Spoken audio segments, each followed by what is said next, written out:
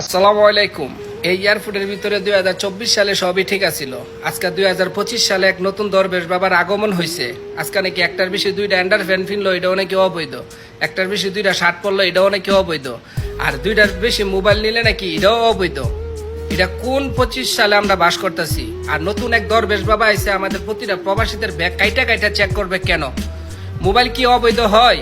আমার একটা জিনিস মাথার ধরে না, আজকে প্রবাসীদের ব্যাগ চেক করতেছে, দুইটার বেশি মোবাইল নেওয়া যাবে না। এই আইনটা কেডা বাস্তবায়ন করছে ভাই? এই আইনটা কেডা চালু করছে এয়ারপোর্টের ভিতরে? অবশ্যই আমরা তার চেহারাটা দেখতাম চাই।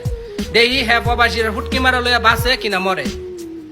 আমাদের শ্রদ্ধেয় বড় ভাই শাহিন ভাই এবং কি শিপন ভাই, আপনারা প্রতিবাদ করবেন আর প্রবাসীদেরকে এই বিষয়ে একটু সচেতন করবেন।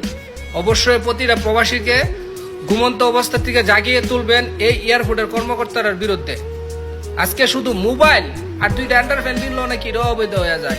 মোবাইল দুইটার বেশি নিলে এটাও অবৈধ হয়ে যায়। এই নতুন এক দরবেশ বাবা আইছে, আইসেরা এয়ারপোর্টের পুরা নস্কা চেঞ্জ করে লাইতেছে। আর এটার পিছনে ক্যাডা আছে, ক্যাডা এটাকে ট্যাটাল দিতে টেলটার দিতেছে, এটা অবশ্যই তদন্ত করতে হবে। আমার কথা হচ্ছে, তোমরা অবৈধ মাল পাইলে অবশ্যই তাদেরকে আইনের আওতায় নিবা। প্রবাসী হোক, আমাদের কোনো দুঃখ নাই। তবে মোবাইল তোমাদের কারণে আজকে অবৈধ হয়ে যাইতেছে, মোবাইল তোমাদের কারণে আজকে রুকায় নিতে হইতেছে কেন? একটা প্রবাসী দুইটা মোবাইল চালা, আর যখন বাড়িতে যায় তখন সে নতুন দুইটা কিনে ঘরের জন্য, তাহলে তার কাছে অলরেডি 4টা হয়ে যায়। আমিও 24 সালে যখন বাড়িতে গেছি 4টা মোবাইল নিতে পারছি। আজকে 25 সালে আপনারা আইসা প্রবাসীদের ব্যাগ কাইটা কাইটা চেক করবেন, মোবাইল দুইটার বেশি নেওয়া যাবে না। এটা আপনাদেরকে কেডা দিছে এই সিদ্ধান্তটা? ডক্টর ইউনূস সাহেব দিছে না কোনো উপদেষ্টা দিছে? আপনারা বলেন। আজকে প্রতিটা প্রবাসী আপনারা অবশ্যই এই বিষয়ে কিন্তু সচেতন হতে হবে এবং কি প্রতিবাদ করতে হবে।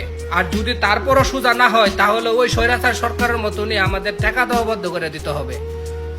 সে হোক ডক্টর ইউনূস, সে হোক জামাত ইসলাম, সে হোক বিএনপি, তাতে আমাদের কিচ্ছু যায় আসে না। আমাদের প্রবাসীদেরকে যেন এয়ারপোর্টের ভিতরে কোনো হয়রানি না করে, আমাদের প্রবাসীদেরকে যেন কোনো রকমে আমাদেরকে বিভ্রান্তের মধ্যে না ফেলা ওরা।